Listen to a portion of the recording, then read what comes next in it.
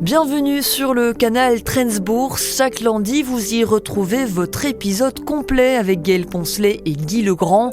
Du mardi au samedi, ce canal vous propose également le Trends des marchés, une mise à jour boursière et quotidienne.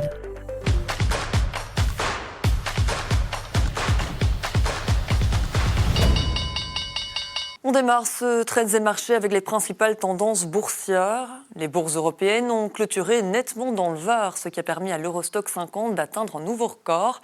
Les marchés restent confiants malgré l'incertitude autour de la politique commerciale américaine.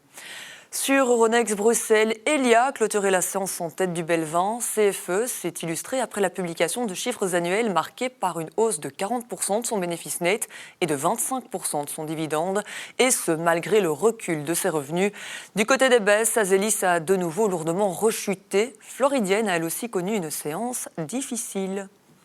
Jean-Marc Turin m'a rejoint en studio pour poursuivre sur l'actualité des marchés. Bonsoir Jean-Marc. Bonsoir Marion. Alors ce soir, tous les regards sont rivés vers Nvidia. La plus grande capitalisation au monde va publier ses résultats. Et on connaît le contexte de stress autour de l'euphorie IA. Alors est-ce que vous avez quelques chiffres pour qu'on puisse mesurer le pouls d'Nvidia aujourd'hui ? Oui, tout à fait. Donc, Nvidia, vous l'avez dit, c'est 5% de l'indice des actions mondiales, donc c'est important. On sait que les clients de Nvidia, les géants de la tech, ont déjà annoncé leurs chiffres, ont annoncé tous des plans d'investissement, des capex massifs. Donc, on sait que le carnet de commandes de Nvidia, il est plein à craquer. Quand les autres dépensent, eux, ils monétisent. Quand on regarde pour ce trimestre, le consensus, il table sur 67 milliards de chiffre d'affaires, 37 milliards de résultats nets. C'est plus de 65% de plus que la même période d'il y a un an. C'est spectaculaire.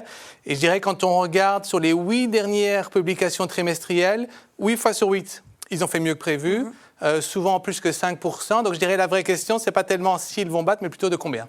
Et justement, vous le dites, des chiffres spectaculaires, et pourtant en bourse, depuis l'été, c'est un peu hésitant. L'action ne bouge pas beaucoup. Oui, c'est un peu le paradoxe. Vous avez des bénéfices qui progressent de 60%, un cours qui stagne. Donc l'action devient de moins en moins chère. Et aujourd'hui, Nvidia, c'est 24 fois les bénéfices attendus. Donc c'est, je dirais, au plus bas depuis 5 ans. On voit aussi qu'on n'a plus spécialement d'envolée post-résultat depuis mi-2024. Et pourquoi ? Parce que les attentes sont toujours très élevées. Expose évidemment la question de combien de temps ça va durer. On se rend bien compte que on ne va pas construire des data centers à 100 milliards tous les trimestres, je dirais, ad vitam. Et donc, voilà. Mais c'est vrai qu'une bonne réaction du titre serait bienvenue, parce que quand on regarde les 7 magnifiques depuis le début de l'année, ils sont en baisse de 6%, là où le S&P 500 équipondéré est en hausse de 6%. On a des niveaux techniques importants, donc à suivre. Et justement, vous parliez des Magnificent Seven. Hier, il y a une autre annonce, Meta, qui a conclu un deal avec AMD, fabricant de semi-conducteurs. Alors, que peut-on attendre de cet accord ? Oui, disons que c'est un de ces nouveaux sortes de deals client-fournisseur. Vous avez Meta qui s'annonce à acheter des puces de AMD pour plus que 100 milliards de dollars. Et en échange, ils reçoivent des warrants qui peuvent leur permettre de devenir actionnaires.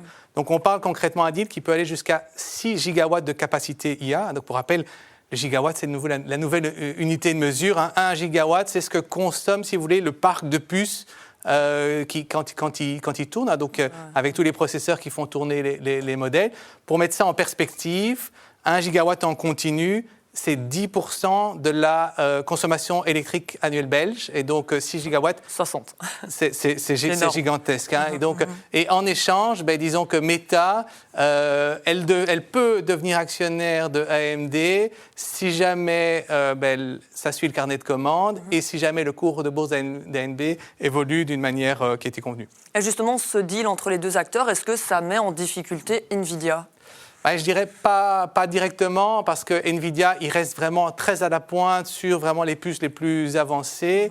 Et disons qu'ici, on parle d'autres puces. Quand on voit, je l'ai dit, le carnet de commandes de Nvidia, il reste vraiment saturé. Et quand on regarde la réaction du marché hier, le cours de bourse Nvidia n'a pas bougé. Aujourd'hui, il monte. Donc je pense que le marché a bien compris.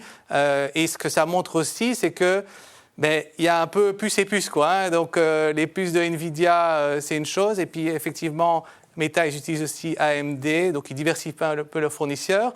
Mais la grosse différence, c'est qu'AMD a dû accepter de faire rentrer Meta à son capital, ce qui n'a pas été le cas de Nvidia. Alors rapidement, une petite réaction par rapport au discours de Donald Trump qu'il a fait sur l'état de l'Union et qui a vanté les résultats de l'économie américaine. Pourtant, quand on regarde en bourse, c'est pas si bon que ça. Et donc là encore, on est en décrochage. C'est pas très réaliste. Ben oui, je dirais comme toujours, il faut un peu de nuance, qui n'est peut-être pas forcément le fort de Donald Trump. Mais oui, l'économie américaine va bien. Vous regardez la consommation, elle tient bien. Les CAPEX dans l'IA, elles soutiennent vraiment l'activité. D'un autre côté, on voit bien qu'il y a toute une catégorie de ménages aux États-Unis qui souffrent. Et l'économie, elle dépend de plus en plus d'un moteur qu'est l'IA. À côté de ça, quand on regarde les marchés, ce n'est pas du tout la catastrophe non plus. C'est vrai que vous avez une rotation sectorielle qui est assez violente. Vous avez des valeurs qui font moins 30, d'autres qui font plus 30. Mais si on regarde le S&P 500 équipondéré ou les small caps, elles font même aussi bien, voire mieux que les actions européennes. Donc je dirais, conclusion, oui, il faut être diversifié aux États-Unis, même au-delà des États-Unis, notamment via les marchés émergents. Mais il ne faut probablement pas enterrer les Mag 7 trop vite. Merci pour vos conseils, vos précisions, Jean-Marc Turin. À très bientôt en plateau. Merci. Et voilà qui referme ce Trends des marchés. Merci à vous aussi pour votre fidélité. On se retrouve dès demain pour poursuivre sur l'actualité de l'économie.